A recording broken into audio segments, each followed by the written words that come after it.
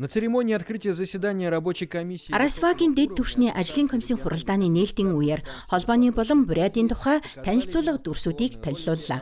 Бурятийн тэргүүн Алексей Циденов энэ удаагийн хуралдааны үр дүнд оролцогчдын хүрээ мэдэгдэхүйц тэлнэ гэдгийг онцолсон юм. Ажлын хөтөлбөрийн хүрээнд төрийн байгууллага, эрүүл мэнд, бизнесийн салбарын төлөөлөгчдийн уулзалт хэлэлцээ олж, хамтын ажиллагааны гэрээ хэлэлцээрүүдэд гарын үсэг зурна. подписания соглашений о сотрудничестве. Бидний өмнө шинэ гишүүн бус нутгуудыг холбоонд эсвэлэх ажиллагаа хүлээгдэж байна. Үүнд Мянмарын холбооны бүгд найрамд улсын 3 бүс нутаг болох Янгон, Мандалайн захиргааны мужууд, Шан үндэстний муж, Японы Окинава муж, Казахстаны бүгд найрамд улсын зүүн муж, мөн Оросын холбооны улсын Татарстан улс багтаж байна. Түүнчлэн Японы Окинава муж ажиглагч бүс нутгийн статусаа энэ холбооны гишүүн бүс нутгийн статусаар солих шийдвэр гаргасныг онцлон нэмнэлээ. Генеральный секретарь Тус холбооны ерөнхий нарийн бичгийн дарга ноён Лим Бёнжун хэлсэн үгэнд олон улсын нөхцөл байдал ямар байгаагаас үл хамааран зүүн хойд Азийн орнуудын бүс нутгийн захиргаатын холбоо сүүлийн 30 жилийн турш тасралтгүй хөгжиж хамтын ажиллагаагаа итгэлтэйгээр өргөжүүлэн олон улсын нөлөө нэр хүндээ бэхжүүлсээр ирснийг онцоллоо. международное влияние и авторитет. Бурят бол тус холбооны үүсгэн байгуулагчдын нэг бөгөөд олон жилийн турш холбооны хөгжилд чухал хувь нэмэр оруулж ирсэн. Өнгөрсөн оноос хойш Бурят улс даргалагч бүс нутгийн үүргийг гүйцэтгэж, тус холбооны гишүүн бүс нутгуудын хамтын ажиллагааг амжилттай уялдуулан зохицуулж байна. Миний бодлоор даргалагч бүс нутгийн хувьар Бурятын зохион байгуулсан энэ удаагийн дэд түвшний ажлын комиссийн хурал нь ижил төрлийн уулзалтуудын түүхэнд их хамгийн агуулга сайтай, хамгийн үр дүнтэй хуралдаанд нэг боллоо. В ходе торжественного Ёслолын нээлтийн үеэр Бурятийн засгийн газар болон Монгол улсын Төв аймаг хооронд хамтын ажиллагааны хэлэлцээрт гарын үсэг зурлаа. Уг баримт бичигт худалдаа, эдийн засаг, шинжлэх ухаан, техник, нийгэм, хүмүүнлэгийн салбар дах олон улсын болон гадаад эдийн засгийн хамтын ажиллагааг тусгажээ. экономической, социальной и гуманитарной сферах. Заседание Арасва это Холбооны хуралдаан гэдэг нь зөвхөн уулзалт, яриа хэлэлцээ, гарын үсэг зурсан гэрээ хэлэлцээрээр хязгаарлагдсангүй. Тухайлбал голын иргэн гэр, кафений талбайд Бурятын гар урчуудын үзэсгэлэн худалдаа ажиллаж, зочин бүрт өөрт хэрэгтэй сонирхсон зүйлээ олох боломжтой байлаа. что-то полезное. Үзэсгэлэн худалдаанаас гар урлалын бүтээлээс гадна эрүүл мэндэд тустай төрөл бүрийн бүтээгдэхүүн худалдан авах боломжтой байв. Эдгээр нь хөдөө аж ахуйн актемид үйлдвэрлэдэг эмийн ургамлын түүх хийдэг боловсруулсан бүтээгдэхүүнүүд юм. Өөрөөр хэлбэл актемийн өөрийн бүтээгдэхүүнүүд мөн актемийн дэрэгдэх жижиг инновацийн үйлдвэрүүдийн үйлдвэрлэл, үнд ургамлын гаралтай байлзам, жимсний бүтээгдэхүүн, уустдаг цай, кисэл, биологийн идэвхтэй нэмэлтүүд багтаж байна. Рядом Үзэсгэлэнгийн хажууханд Бурятийн аж үйлдвэр, хөрөнгө оруулалтын чадварыг харуулсан гэрэл зургийн галерей байрлаж байлаа. Танилцуулгын самбаруудад бүтээгдэхүүний мэдээллийг 5 хэлээр QR кодын хамт байршуулжээ. Энэ бол Бурятад баригдаж байгаа арч үеийн хүлэмжийн цагсалбар. Ашиглалд орсны дараа алс орнын холбооны тойрогт хаалттай хүрсний хүнсний ногооны үйлдвэрлэлээр хамгийн томд тооцогдох юм.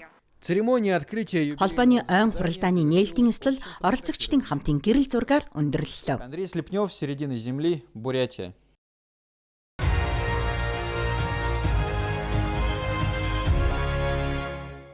Улаан үдийн залуучуудын төвд Бурят хэлний клуб нэгтлээ. Энэ үйл явдлыг ч ёсоор нь бүгд найрамдах улсынхаа эхлэлээр дуулсан дуу хоорын хамт тэмдэглэв.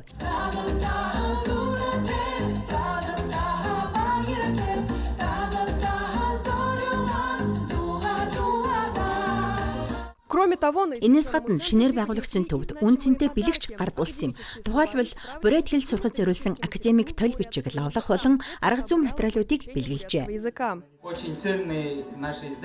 Өнөөдөр би та бүхэнд бэлгэлэхээр хамгийн үн цэнтэй хэвлэлийг авчирлаа. Энд ирэх хүн бүр чанартай бүтээлийн тусламжтайгаар хэлээ сураасай гэж хүсэж байна. Энд суралцах залууст зориулан клубын нэрийгч хотын залуу шуул хэмээн тохируулан өгчээ. Тус төвд уйдгартай хичээл явагдахгүй. Бурят хэлээ дадлагжуулахаас гадна уламжлал соёлдоо шимтэн орж бүр өөрсдийн төслөөч эхлүүлэх боломжтой. Харин тэр мөрөөдөл бодит болгох орон зай үнэхээр хангалттай байна. Хотын залуучууд клубын зорилго бол улаан үдийн залуусыг нэгтгэх явдал юм а. Юуны өмнө тэд Бурят хэл, Бурят соёлоо сурч түгээн дэлгэрүүлж залуучуудын төвийн орон зайд өөрсдийн арга хэмжээг зохион байгуулах боломжтой байх ёстой юм а. Манайд хамтран ажиллах гэр бүлийн клуб, медиа бүс, арга хэмжээний танхим гээд залуус зориулсан бүх орон зай бий. Өөрөөр хэлбэл шаардлагатай бүхий л дэд бүтц аль хэдийн бэлэн боллоо. Она уже готова для молодежи. Улаан үдийнхэн энэ төвийг бурайд залуусын жинхэнэ цугларах газар болно гэж найдаж байна. Өнөөдөр бидний хувьд бурайд хэл соёл судлах анхны залуучуудын төв, залуучуудын клубээ нээж байгаа том баяр юм.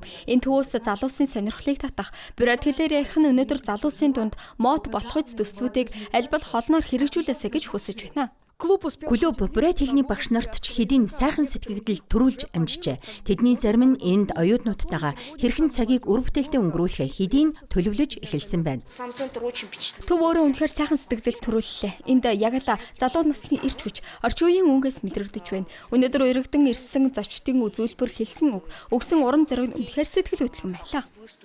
Хотын залуушуул клуб нь Павловын гудамжны 17 дугаарт байрлах залуучуудын төвийн дэргэд ажиллаж байна. Төвөөс зохион байгуулж байгаа бүх үйл ажиллагаа хөтөлбөрт байгууллагын цахим хуудасаар танилцах боломжтой.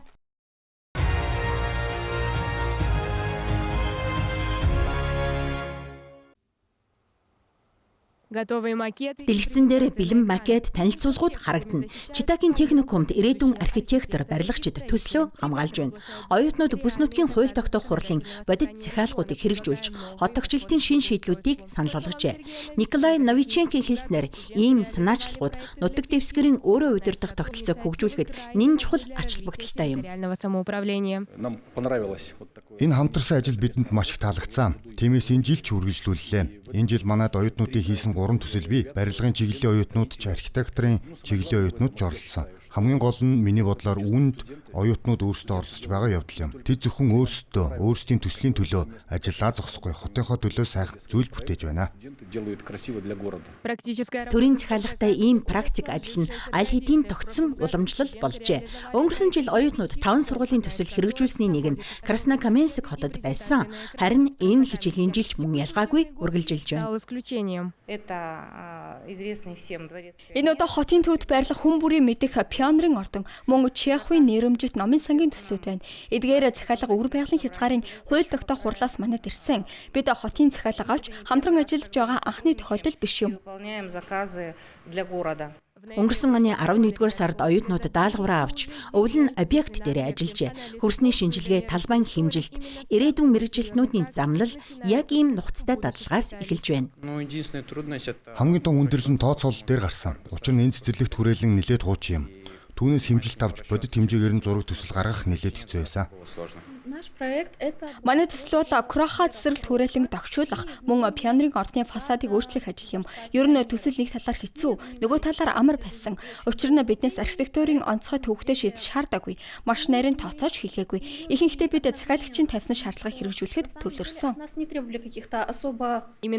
Яг ийм бодит объект дээрх дадлага туршлага нь Читагийн залууст илүү том зорилго тавих суурь болдог. Тиймээс техникумын төгсөгчид холбооны хэмжээний уралдаануудад тогтмол оролцож, ялалт байгуулан улсын хэмжээнд өндөр түвшний бэлтгэлтэй гэдгээ баталсаар байгаамаа.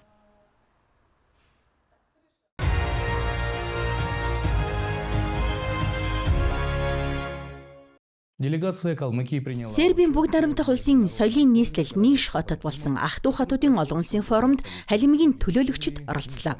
Энэхүү уулзалтыг хотын ивент тэтгэгч гигантнууд болох Эзэн хаан Константин, Хатан хаан Елена нарын дурсгалын өдөрт зориулан зохион байгуулжээ. Форумын хүрээнд тал нутгийн бүгд найрамдах улсын төлөөлөгчид, чөлөөлөгч дайчдын хөшөөнд цэцэг өргөсөн байна.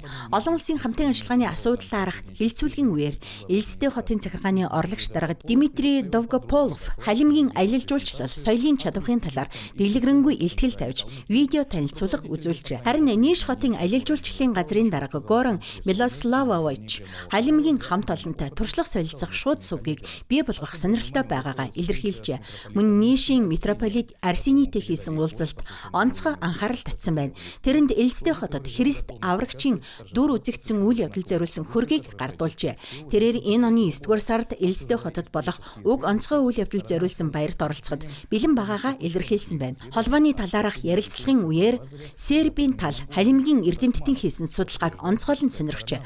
Тухайлбал баруун монголчууд Османы түрэмгийллээс ариун лазерын хүүхдүүдийг аварсан тухай судалгаа нь хоёр ард түмний харилцаа гүн түүхэн үндэстэй болохыг баталж байгааг онцлсан байна. Это был первый фестиваль городов. Энэ бол ах トゥ хотуудын анхны фестиваль. Зөвхөн Сербийн талыг ажиглах биш. Сербтэй хөрш зэрэгэлдээ орнуудын маш олон төлөөлөгч ирсэн сонирхолтой байлаа. Болгарын Сливен хотоос ирсэн хамтлаг грекүүд, кипрүүд, македончууд мөн Босны Герцеговины хөршүүд ч оролцсон. Бидний оролцсон элцүүлгийн үеэр халимагт аялал жуулчлал хэрхэн хөгжиж байгаа талаар онцгойлон ярьсан. Эдгээр орнууд өөрсдөө аялал жуулчлал амралт соёлын чиглэлээр хөгжсөн хэдий ч манай туршлага тэдэнд маш сонирхолтой санагдсан. Видео үзүүлсний дараа олон хүн үнэхээр гайхаж байсан. Тэдний олонх нь халимгийн тухай анх удаа сонсож байлаа. Зохион байгуулагчид биднийг нэг ёсны сюрприз болгон танилцуулсан юм. Сербүүдийн хувьд ахан дүүсийн Оросд сэтгэлээр ойрт ард түмэн Европын төв хэсэгт хэрхэн амьдарч байгааг мэдэж авах нь хүн бүхэнд сонирхолтой байсан. Для Европы вообще народ. 2025 оны 11-р сард Халимгийн гол музей болон Нийш хотын музей хооронд түншлэлийн баримт бичигт гарын үсэг зурсан юм. Харин дараагийн алхам нь Эльсдэ болон Нийш хотуудыг ах トゥ хот болгох хэлэлцээр байгуулах, мөн Сербийн төлөөлөгчдийн халимагт хийх айлчлал байх ажээ.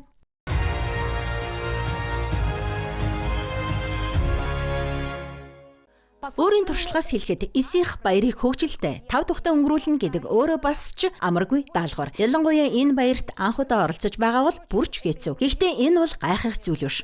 Ус хатын гэхэд л хэдэн зуун километр үргэлжлэх уудам тал, тэнд 10-аар тоологдохгүй үйл ажиллагаа, олон байршил, баяраа сайхан өнгөрүүлэхийг хүссэн олон мянган хүн цугларна. Тиймээс баярын өдрүүдэд үнэхээр төгс өнгөрөөе гэвэл бэлтгэлээ яг одооноос эхлэх хэрэгтэй. Ингээд та бүхэндээ Исих баярлах заавар гэх хөтчийг танилцуулъя.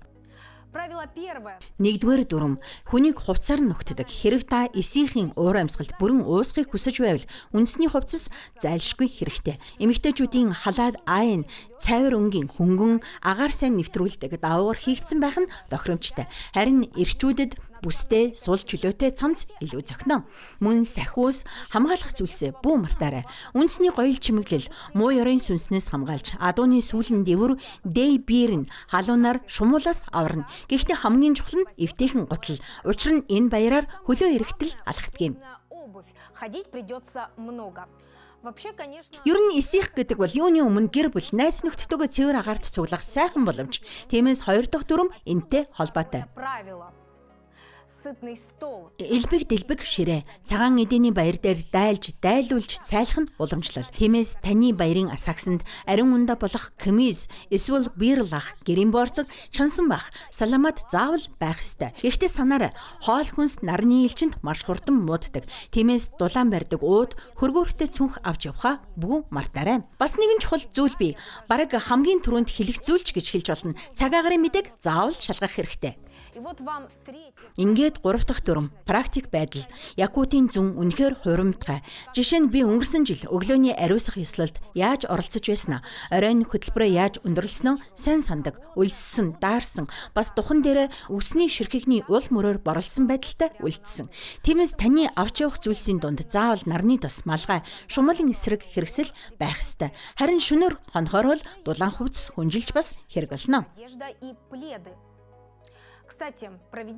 Ийм том хэмжээний арга хэмжээ зохион байгуулахад аюулгүй байдлын онцгой дүрм шаарддаг нь мэдээж. Тиймээс гар утасны сүлжээнд найдаж хэрэггүй. Өнгөрсөн жилхэд сүлжээ бараг байгаагүй.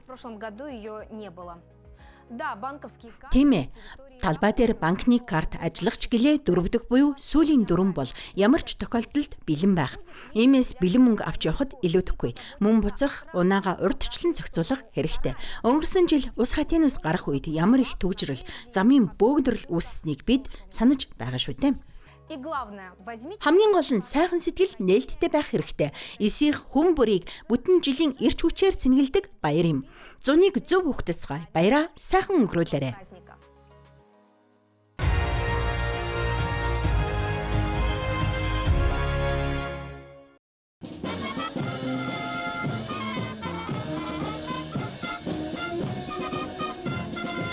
Номхон далайн флотын штабын цэргийн найрлах хөгжим зочдыг усан зогсоол дээр угтаж байна. Хятадын ардын чөлөөлөх армийн тэнгисийн цэргийн хүчний хөлөг онгоцны анги Владивосток хотод айлчлалаар хүрэлцэн иржээ. Бүрэлдэхүүнд нь бүгд найрамдах Хятад ард улсын тэнгисийн цэргийн сургуулиудын сонсогчдтой Чи Цигуан сургалтын хөлөг болон Куншан десантын хөлөг багтаж байна. Хөлөг онгоцон дээр Хятадын тэнгисийн цэргийн сургуулиудын 400 гаруй сонсогч явж байна. Тэдний хувьд энэ аялал нь дадлагын сургалтын нэг хэсэг бөгөөд бодит туршлага хуримтлуулах боломж юм. Гэхдээ айлчлалын зорилго зөвхөн сургуулиалтаар хязгаарлагдахгүй. Ийм уулзалтууд нь Орос Хятадын найрсаг харилцааг бэхжүүлэхээс гадна хоёр орны тэнгисийн цэргийнхний хамтын ажиллагааг хөгжүүлэхэд чухал ач холбогдолтой. Халуун дотнор хүлээ авсанд баярлалаа. Хятад Оросын найрамдал Мандан Батраг энэ айлчлал үр дүнтэй болно гэдэгт найдаж байна. Тэнгисийн цэргийнхэн бол хамгийн анхны дипломатууд юм. Их цагаас л тэд дипломат харилцааг сэргээж ирсэн. Тиймээс манай сургуульд суралцж буй сонсогчдын хувьд энэ бол нэг төрлийн үлгэр жишээ явдал бас сургалт. Өөрөөр хэлбэл сонсогчид хоорондоо туршлага солилцож байна гэсэн үг юм а. Хятадын хөлөг онгоцууд Владивостокоос 4 дугаар сарын 27-нд хөдөлнө. Экипажуудад зориулж соёлын арга хэмжээ, спортын уулзалт болон бусад хөтөлбөрөөс бүрдсэн өргөн хүрээтэй төлөвлөгөөг гаргасан байна. Мөн энэ хөтөлбөрт Макаровын нэрэмжит Номхонлын тэнгисийн цэргийн дээд сургуулийн сонсогчид ч нэгдэх юм. Тэрчлэн мэргэжлийн харилцаанд онцгой анхаарал хандуулж Хятадын цэргийн тэнгисчид болон Номхонлын флотын алба хаагчид туршлага солилцож бие биетэйгээ илүү ойр танилцах боломжтой болно.